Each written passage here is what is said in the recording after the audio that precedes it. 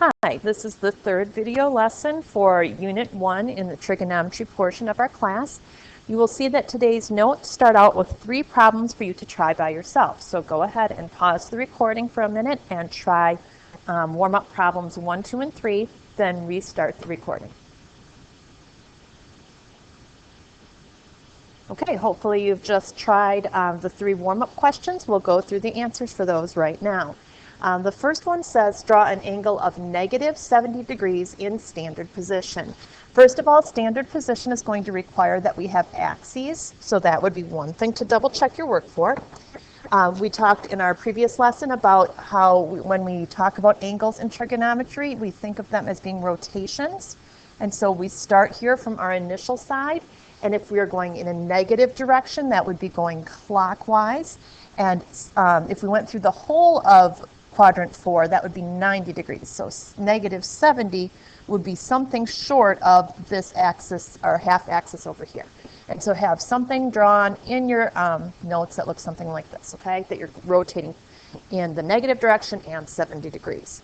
The next question is really similar to the first one. Again, you're drawing something in standard position, so you need 2 axes. You start from your initial side being over here. It is a positive amount, and positive 135 degrees would land you in quadrant 2, because this much would be 90, and then you have a little more to get to 135, but you would not go as far as, say, over to here, because that would be 180 degrees. The third question maybe was the trickiest one, and this one is actually what leads us into today's lesson. It says draw an angle in standard position again, so once again you need axes, and the terminal side has to go through the point 5, 12. Now this part is really calling back to, back in your algebra classes or something where you would think of ordered pairs. So I would go over 5 units, 1, 2, 3, 4, 5, let's say, on this axis, and I would go up 12. Now, I'm not going to actually bother with tick marks. I'm just going to kind of rough estimate where these are. Okay, so over 5 and up 12 maybe is somewhere like this, right? Maybe this is 5 units this way, 12 units that way, okay? And so there's our point 5, 12. And the terminal side has to go through that. So here was our initial side, let's say, and then our terminal side is one that goes through that point 5, 12, okay? So this is a little bit different than what we've talked about so far. We don't really know what this angle of rotation is, but we do know that the terminal side goes through a specific point. That's where we're going to pick up we're going to pick up right from this problem in today's lesson. Okay, so if you look down below, for all the definitions today, we're going to think about x, y as being any point, and by any point I mean anything other than 0, 0. Okay, so any other point in the world that is on the terminal side of an angle. So you can have, I have axes in your notes, you can just draw yourself a sketch here, and instead of 5, 12 like in the warm-up problem, just call this x comma y, okay? And what we're going to do in addition to drawing just that part is we're going to drop a perpendicular line down to the x-axis like so, okay? And now this forms a right triangle.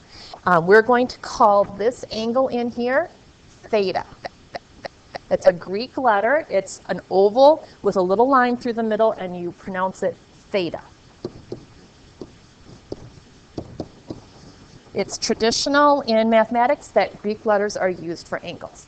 Now, if you look at this triangle that we just drew, because of the point x comma y, this side is x units long. Just like in the warm-up problem, back here, if we had dropped the perpendicular line like this part would have been 5, and this part actually would have been 12, because that's what this ordered pair means. It means go over 5, go up 12. Now in this next picture, I'm trying to keep it more generic, not using numbers 5 and 12, but just saying you go over or across x units, and you're going up y units. So we have a triangle that's x units on one side, y units on another side, and then this third side, which is called the hypotenuse, because it's across from the 90-degree angle, that side we're going to label with an R. And it might seem strange that we're picking R, but that will make more sense as we go into future lessons, okay? So this triangle is what is called a reference triangle, okay? Reference triangle for angle theta. A question on your sheet says, what is the distance from 0, 0 to xy? So I can see there that that's called r. Distance from 0, 0 to xy is called r. And if you think about the Pythagorean theorem, you would do x squared plus y squared to get r squared. But if you just wanted r by itself, then you'd have to have a square root over here, right? And so that formula, if you will, gives us a relationship between x, y, and r. Now, if you look at that triangle and think about SOHCAHTOA, we already know that sine is opposite over hypotenuse from geometry class, and we know that cosine is adjacent over hypotenuse. So if we take this triangle that we were just talking about, with an x here and a y here and an r here, SOHCAHTOA comes into play, right? It's exactly what you learned in geometry class. Sine is opposite over hypotenuse. So if here's angle theta, the opposite side, opposite from theta, is y.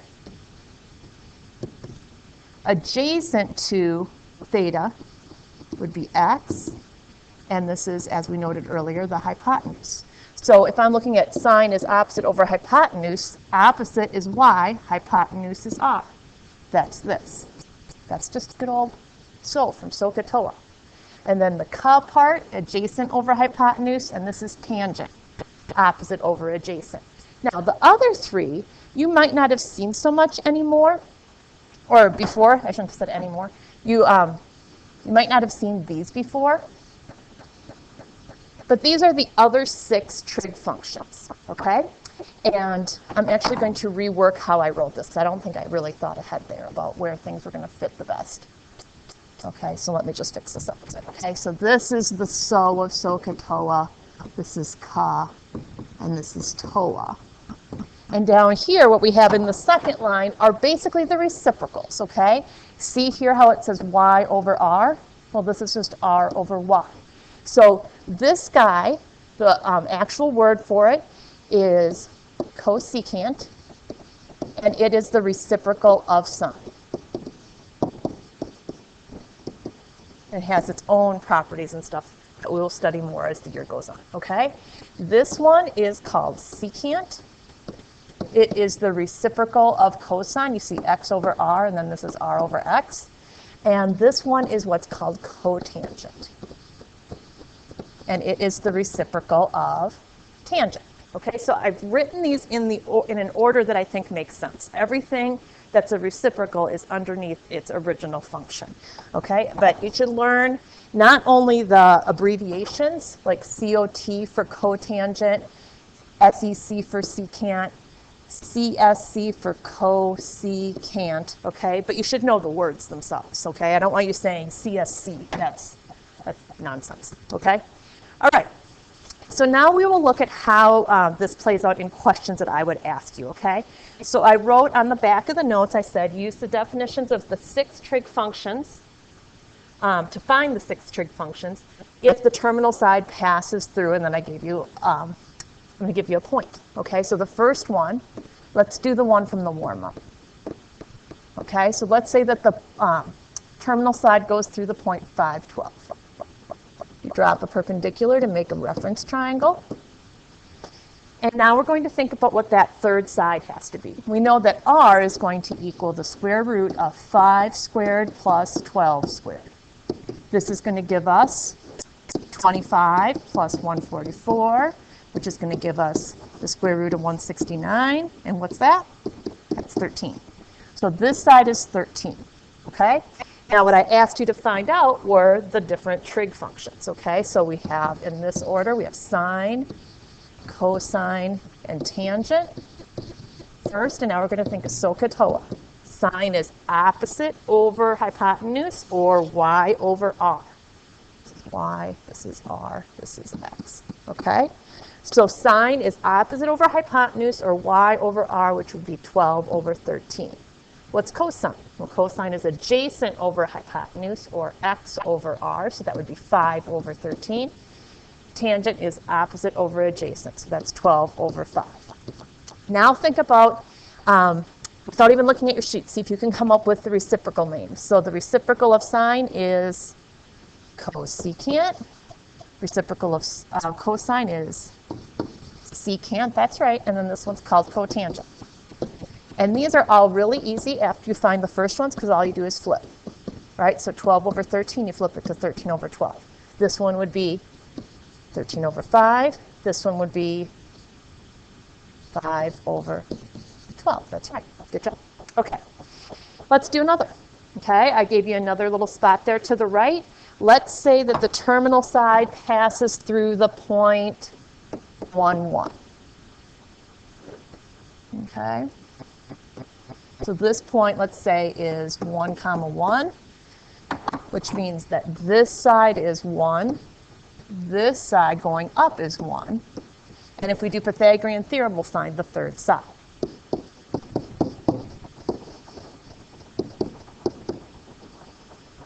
Sorry, being a little bit messy here. So r is going to equal the square root of 2. Okay? Now I would like you to pause the video for a second, and when we come back, we'll check answers, okay? So pause and try it yourself, and then check. Okay, I would suspect this is what you would have written down, just using the definitions, x, y, and r ratios as I listed them on the front of your notes. One little twist in here is what we see here. You might remember from geometry that it is considered bad form mathematically to leave a radical in the denominator. So what we do about that is we would do what's called rationalizing the denominator. I'm going to multiply right now, right here. I am multiplying by 1. Now that maybe doesn't look like 1 to you, but just like 7 over 7 is equal to 1, radical 2 over radical 2 is equal to 1. So when I simplify this, I will multiply. I multiply fractions by going straight across the top. 1 times square root of 2 is square root of 2. Square root of 2 times square root of 2 is square root of 4. But what is the square root of 4? Oh, regular 2. So the more polite mathematical format of these two numbers, same number, would be root 2 over 2. Okay, which you rationalize the denominator. All right. The last little part here deals with quadrantal angles, okay? Quadrantal angles, as you might remember from the previous lesson, are angles that land on the axes. And so it turns out that even when you have angles that don't make a reference triangle, the x, y, and r definitions that we've just established will work. So we can still find the sine and the cosine and the tangent of an angle like this one. What is this angle? Well, this is a 90-degree angle, okay? And the issue is, actually 90 degrees doesn't fit into a right triangle on its own, right? If this guy is 90, I can't have another 90-degree angle here because the angles in a triangle have to add up to 180, so this can't happen, all right? So we need a different means for doing sine, cosine, and tangent when the angles get really big, like 90 degrees, okay? So what I'd like us to do here is to figure out the sine, cosine, tangent, and so on when theta is 90 degrees. So you can fill this in on your sheet, fill in the picture, and then I'd like you to think about what point that might be. Well, it's going to be, the x-coordinate has to be 0 because I'm not going to the right and I'm not going to the left. I'm actually staying right here at the origin, right? In order to get to that point, I'm just moving up. So it's going to be 0, comma, something. It could be anything. Let's say I went up 2, right? Say this was 1 and this is 2. So I went to 0, comma, 2. Now over here I have blanks for the trig functions. I've got sine first. Now sine, according to the front of your notes, is y over r. Okay, we have to figure out what x, y, and r are equal to. I can tell that this is an x and this is a y because that's what an ordered pair is. It's x and then y. R, we had a formula for. R was x squared plus y squared in a square root sign, which is the square root of 4, which is 2 in this case. So r is equal to 2. So I have the values I need right down here. R is equal to 2, x is equal to 0, y is equal to 2. Okay, these things. or what I need. Okay? Now sine on your sheet, it says it's y over r. So I just can use 2 over 2, which is 1. Okay, let's do the next one. Cosine of 90 degrees. Theta is 90 degrees in this case, okay?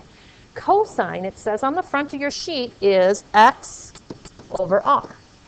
Well, in this case, what's x? Well, x is 0, and r is 2, so that's going to equal 0. The next one I asked you is tangent. Sorry, I'm writing down and your sheet goes sideways. I hope that's not confusing you. Okay, so tangent is y over x, and y is 2, and x is 0. Uh-oh, what's going to happen here? Type in 2 over 0 on your calculator if you're not sure. It should give you an error message. This is what's called undefined. There isn't a number answer. There's no numerical answer for 2 divided by 0, okay? Now to do the rest of these, I'm actually going to just get myself a little more space here. And we know that sine has a reciprocal. It's called cosecant. I'll write it down here. Cosecant. If I take the reciprocal of 2 over 2, I still have 2 over 2, which is equal to 1. Cosine's reciprocal is secant. If I take the reciprocal of this, I would get 2 over 0, which, as we discussed up above, is undefined. And the last one is cotangent. If I take the reciprocal of tangent, I'd get 0 over 2. 0 over 2 is 0, okay? So your answers reading from left to right for that part would be 1, 0, undefined, 1, undefined, 0, okay? I'm going to leave that other grid because I feel like this video lesson is getting a little bit long. We'll do some more examples in class tomorrow. But this last little part, I'm going to ask you to evaluate an expression, okay? We're just going to do one of these. We're going to do the second one. This notation here is a little weird. It means the same thing as sine of 90 with a square outside. Here, this means cosine of 90 with a square outside. Now, the square is put in a weird place just so you don't have to write parentheses, but those two things, what's typed there and what I wrote in blue pen, do indeed mean the same thing. Now, sine of 90, we figured out just a moment ago. Look back. Sine of 90, remember theta here means 90. Sine of 90 was equal to 1. So I could put right here, sine of 90 is the same as 1. Then I have a square, I have a plus, right? This square is here, this plus is here. And then I'm going to have cosine of 90, whatever that was, and I'm going to square it. This square is going to be right here. I need something in that spot. Let's look back above. Cosine of 90 was 0. So we can use that right here. So what's 1 squared? That means 1 times 1. So that's 1. And 0 squared means 0 times 0. So that's 0. And added together, I get the answer of 1. Okay? A problem like this other one, we could do, but we would have to first explore 270 degrees and then also explore 180 degrees. I feel like that's a little on the long side for our lesson today, so we're just going to end off there, okay? Those other two questions maybe we'll do as a warm-up tomorrow in class, okay? And thanks a lot for listening, and feel free to go back, of course, if there's anything that you did not get complete in your notes, or if I was talking too fast, or if you drifted off, definitely go back and listen again. And I'll see you in school. Bye.